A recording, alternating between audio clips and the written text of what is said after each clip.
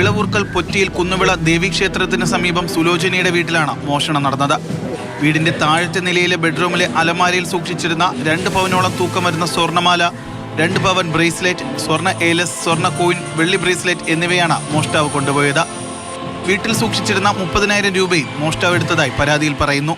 ഞാൻ 2 ദിവസം പളനി യാത്രയ്ക്ക് പോയിരുന്നു. തിരിച്ചു വന്ന് 6 മണിക്ക് രാവിലെ വന്നപ്പോൾ വീട് തുറന്നിരിക്കുന്നു. അതിനെ തുടർന്ന് പെട്ടെന്ന് പോലീസ് സ്റ്റേഷനിൽ അറിയിക്കുകയും പോലീസ് വന്ന് നോക്കുകയും പിന്നീട് അതിന് ശേഷം ഡോഗ് സ്ക്വാഡ് വന്ന് എല്ലാം പരിശോധിക്കുന്നുണ്ട്. നാട്ടുകാരുമുണ്ട്. പിന്നെ വ്യക്തമായിട്ടൊന്നും അറിഞ്ഞില്ല. ക്യാമറകൾ പരിശോധിച്ചാൽ മാത്രമേ അതിൻ്റെ വിവരം തിരിച്ചറിയാൻ പറ്റൂ. രാത്രി 7 മണിക്കും പുലർച്ചെ 6 മണിക്കും ഇടയിലാണ് മോഷണം നടന്നതെന്നാണ് പ്രാഥമിക നിഗമനം.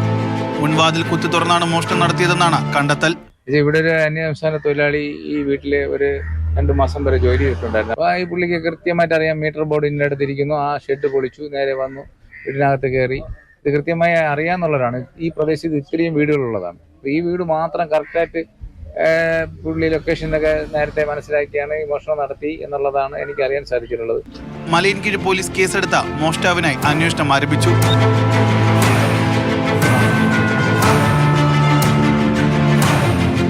മാതൃഭൂമി ന്യൂസ്, തിരുവനന്തപുരം.